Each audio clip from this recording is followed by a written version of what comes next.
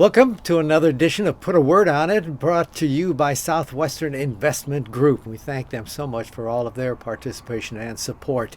Let's go back again. There's a man, I love emotion. I love being around someone and you can just feel from them that their heart has been completely changed.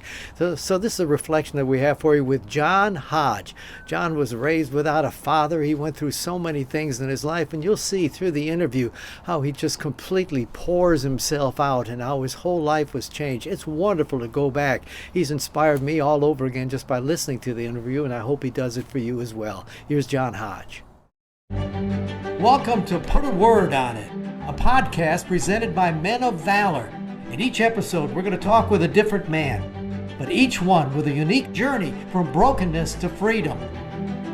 I'm your host, Rudy Kalis. I spent over 40 years as a TV sportscaster, then retired and joined the Men of Valor program as a volunteer. So join the conversation. Reconciling men to God, their families, and society. The thing I love about this program, and I love about in general about the way God works, is that he lets people fall and then picks them up. Not once, not twice. I don't know how many times it takes, but there are opportunities that God always presents to get us back to where he can use us in a powerful way. And that's the kind of a young man I want you to meet this time. Tough upbringing. I don't know why there are more fathers who just somehow neglect their children and leave, and they leave them out there to fend for themselves and their lives. But here's a young man who wants to change all of that. But it changed through all the hardships that he went through. Here is John Hodge. So you told me you grew up where? West Nashville. Uh-oh. Tennessee, yes, sir. West Nashville. What kind of streets? What was your area? 40th Avenue North. Oh, okay. Yeah, it was back when Preston Taylor Projects was up. Wow. Yeah. What was it like growing up as a kid? What was the neighborhood like? Whew.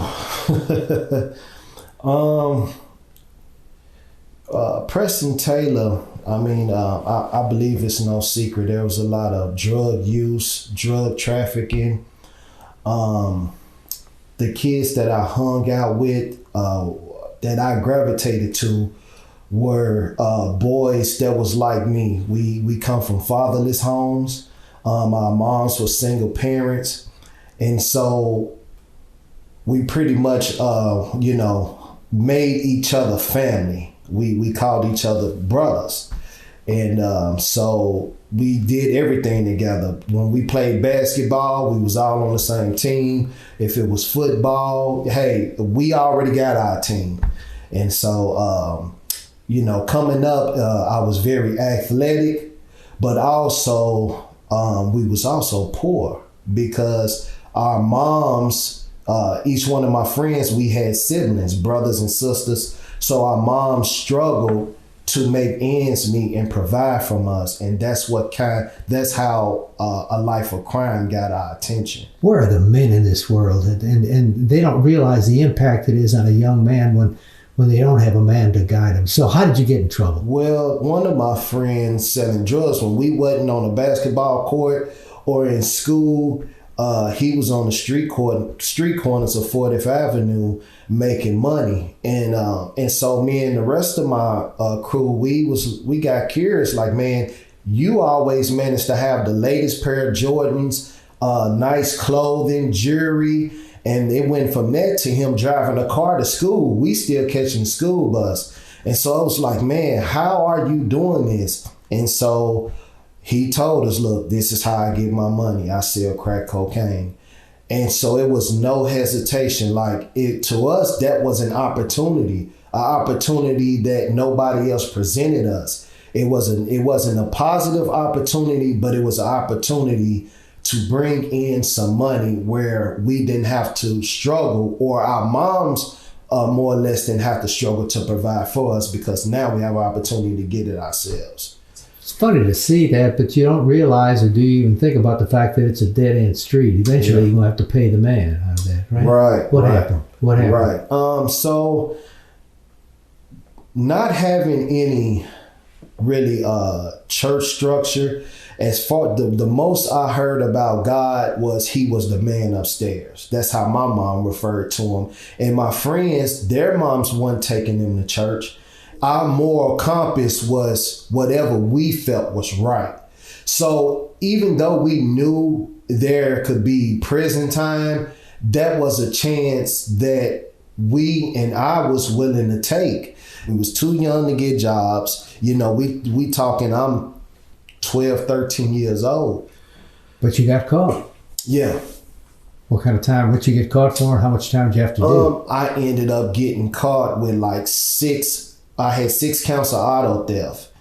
And so when I went to juvenile, I was 14 at this time. They gave me, I had to stay in until I was 18 years old. So because I had so many counts of auto theft, like grand auto theft. And that's when I did my first sentence was when I was a juvenile. When did God grab you? A college ministry that was dedicated in reaching out to young men. It was a Christian college ministry from Fisk University. And I remember, from what I can remember, I remember going to a service there. And a guy shared his story that come from a lifestyle that I was in. And he talked about how his life had been transformed through Christ. And I was like, wow, man, you know, I most definitely don't want to come back in here, you know. So I listened to what he had to say. And so when I got out, not having a Christian background, I didn't know about connecting with a church or anything. So I'm just this young guy. I had this faith, but didn't know what to do with it. So you got involved in the Jericho Project. I think we even have a picture of you as a young man helping out. Yes, sir. Yes, sir. A young faith. Yes, sir. How'd you get the Men of Valor? I eventually started hanging back with my old friends. And long story short, I ended up, you know, you go back to the old playground, you start doing old things. And I got pulled back into that life of crime and started back selling drugs, started back using marijuana and stuff. And I caught a drug case, which caused me to have to do 5.5 years out at CCA. And I was in a holding cell. And while I was in there, there was a Bible there. And I was reminded that, hey, I once was reading this book. I once had a relationship with the Lord. And I caught wind of, hey, there's this program, this Christian program called the Jericho Project. As soon as I heard it, I wanted to go there. So I reached out to my counselor, whatever, was like, hey, I want to go to this program where I can learn more about the Lord and I can grow. And then eventually you decided to get in touch with Men of Valor. Yeah. And you're a graduate of this program as well. Yeah. You're a businessman and you're a father, I understand, right? Yes, sir. And all of that. Are you surprised? Yeah, to me, it's a miracle how God is faithful. You know, I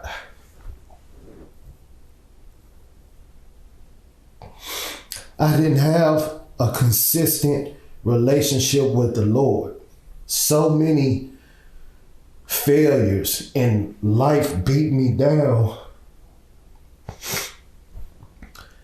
But God consistently pursuing me was how my mindset changed. That this God is so good and so... He never quit on you, did he? No.